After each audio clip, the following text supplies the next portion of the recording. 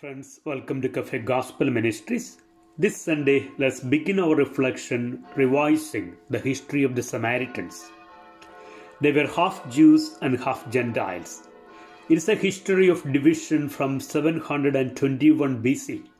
For Jews, they were heretics because they had their own temple and they had their own law.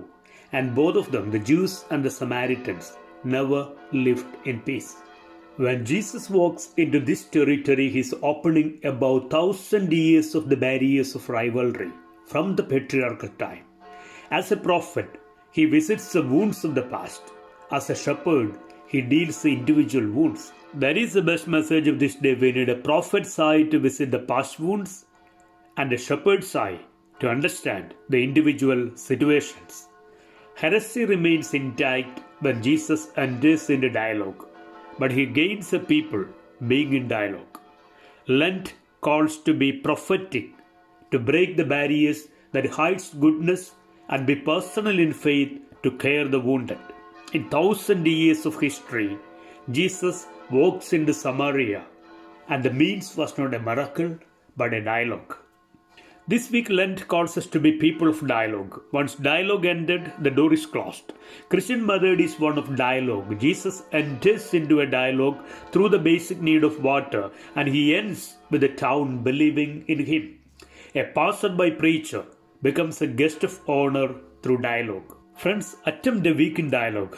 Dialogue is not an easy art. In the Bible, it is a guidance in the Spirit of God. In Acts chapter 17:2, the Word of God says, Paul reasoned with them out of the scriptures. Reasoned is dialogomai, dialogued. 1 Peter 3:15, always be ready to answer the reason for your hope with gentleness and fear. Faith in proclamation demands good dialogue. Secondly, in all aspects of life, never stop dialoguing. Dialogue is the key to relationships. Let it be within family, friendship, or society. Never throw away the key of dialogue. Lent calls to look into the past of the one before you with a prophet's eye, not with prejudice, not with common knowledge. Approach them with a shepherd's care. Miracles of Jesus began in good dialogue. The gift of dialogue will witness miracles in our faith. The third part of the reflection, let us trust in God of mercy, who crosses over every barrier that blocks us from Him. Let's be in dialogue with Him in prayer. He will visit us wherever we are. No wounds can keep us hiding. No sadness can bury us down. No despair can have ultimate word for us. He will visit us is a Lenten hope imparted in this gospel. God will cross over to you in dialogue of love.